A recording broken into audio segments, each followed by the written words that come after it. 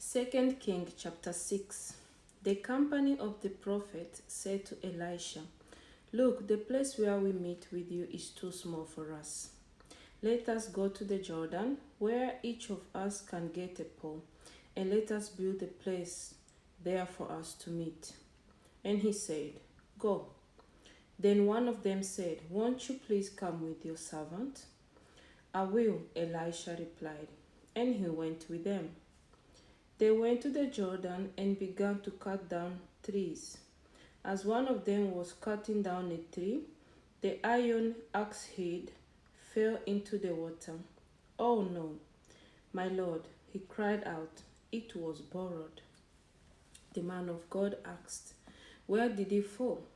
When he showed him the place, Elisha cut a stick and threw it in there and made the iron float.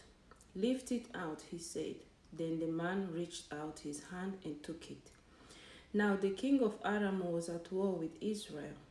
After conferring with his officers, he said, "I will set up my camp in such and such place." The man of God sent word to the king of Israel, "Be aware of passing that place, because the Arameans are going down there." So the king of Israel checked on the place indicated by the man of God. Time and again Elisha warned the king, so that he was on his guard in such places. This enraged the king of Aram. He summoned his officers and demanded of them, "Tell me, which of us is on the side of the king of Israel?" "None of us, my lord the king," said one of his officers. "But Elisha, the prophet who is in Israel, tells the king of Israel the very words you speak in your bedroom." "Go find out where he is," the king ordered, "so I can send men and capture him." The report came back, "He is in Dothan." Then he sent horses and chariots and a strong force there. They went by night and surrounded the city. When the servant of the man of God got up and went out early the next morning, an army with horses and chariots had surrounded the city. "Oh no, my lord, what shall we do?" the servant asked. "Don't be afraid," the prophet answered. "Those who are with us are more than those who are with them."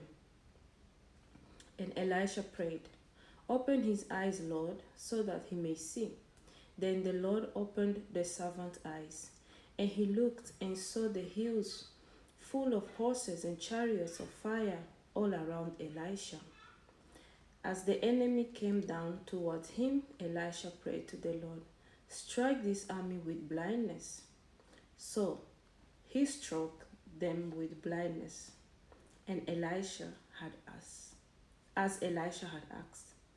Elisha told them, "This is not the road, and this is not the city. Follow me, and I will lead you to the man you are looking for." And he led them to Samaria. After they entered the city, Elisha said, "Lord, open the eyes of these men so they can see." Then the Lord opened their eyes, and they looked, and there they were inside Samaria. When the king of Israel saw them, he asked Elisha, "Shall I kill them, my father? Shall I kill them?"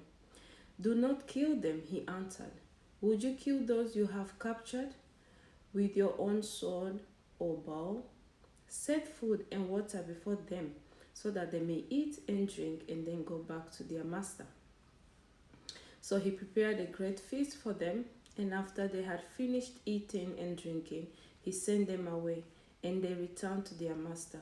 So the bands from Aram stopped raiding Israel's territory. Sometime later, Ben-Hadad, king of Aram, mobilized his entire army and marched up and laid siege to Samaria. There was a great famine in the city. The siege lasted so long that a donkey's head sold for 80 shekels of silver and a quarter of a cup of seed pods for 5 shekels. As the king of Israel was passing by on the wall, a woman cried to him, Help me, my lord, the king." The king replied, "If the Lord does not help you, where can I get help for you? From the threshing floor? From the winepress?" Then he asked her, "What's the matter?"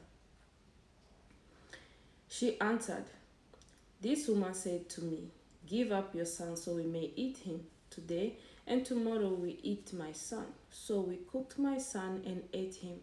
The next day I said to her, 'Give up your son so we may eat him.' But she had hid him." When the king heard the woman's words, he tore his robes. As he went along the wall, the people looked and saw that under his robes he had sackcloth on his body. He said, "May God deal with me, be it ever so severe, if the head of Elisha son of Shaphat remains on his shoulders today."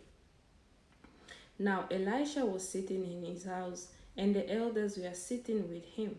The king sent a messenger ahead, but before he arrived, Elisha said to the elders, "Don't you see how this murderer is sending someone to cut off my head? Look, when the messenger comes, shut the door and hold it shut against him. Is not the sound of his master's footsteps behind him?" While he was still talking to them, the messenger came down to him. The king said, "This disaster is from the Lord. Why should I wait for the Lord any longer?"